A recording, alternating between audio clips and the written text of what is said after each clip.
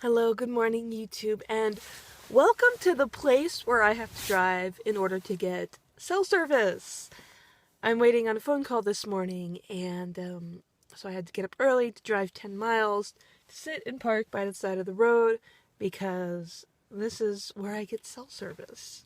But I have really, really, really good news. I legally changed my name to my spiritual name.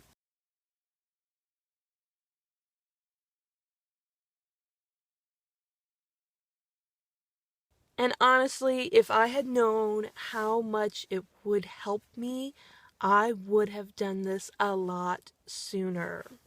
As soon as I filed the paperwork, the nightmares stopped happening, and all of a sudden I had so much more energy than I did before.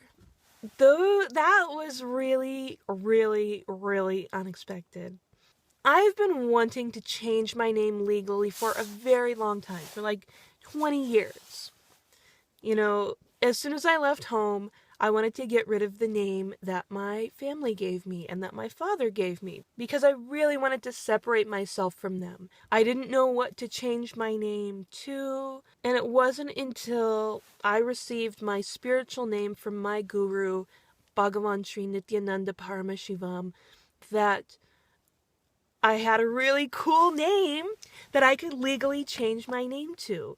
And with spiritual names that he gives, you're supposed to legally change your name. It's a part of the spiritual growth process that you leave behind your old identity and you take on this new spiritual identity.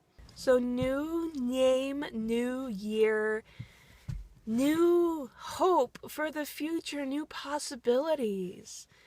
I mean, you guys saw I was really dealing with a lot of stuff out here, and it was really a lot. I was having nightmares, I was having all kinds of stuff come up. If I'm going to be in California for a while, if I'm going to need to get a whole new visa to go to India, who knows how long I'm going to be here, I might as well get my name legally changed. Now I also have to get all of my documents legally changed, which is going to take some time. Get a new passport, get a new, go to the bank to change the bank account and get new debit cards and things like that. Yeah, it is such an enormous and tremendous relief for me to get rid of my family name.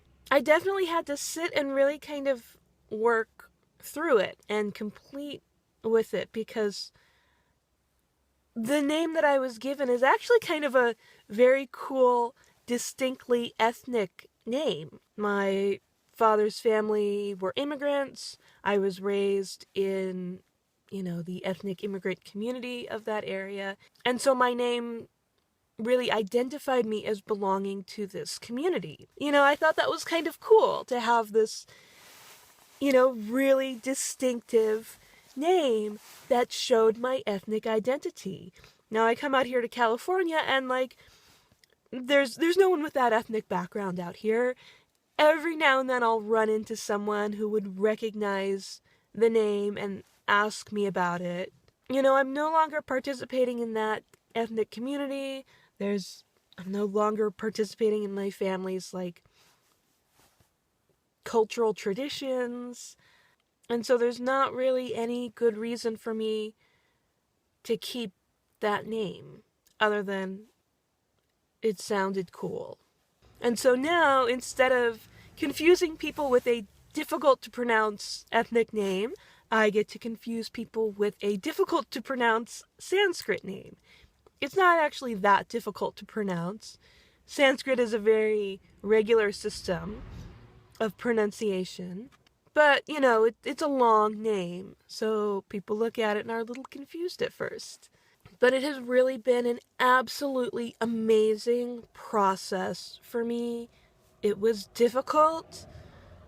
It was really difficult getting myself to go into the courthouse and having to sit there. I almost got up and ran out and left. Once I filed the paperwork, before it was even legal before anything. Once I filed the paperwork and got the process started, the nightmares stopped. And I feel like a weight has lifted from me, that I no longer have that part of my father hanging on to me and creating my identity.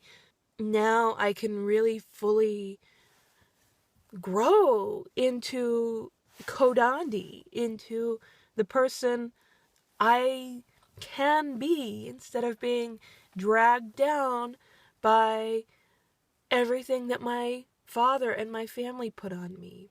Good news. I am happy. I'm very happy. Okay. Nithyanandam.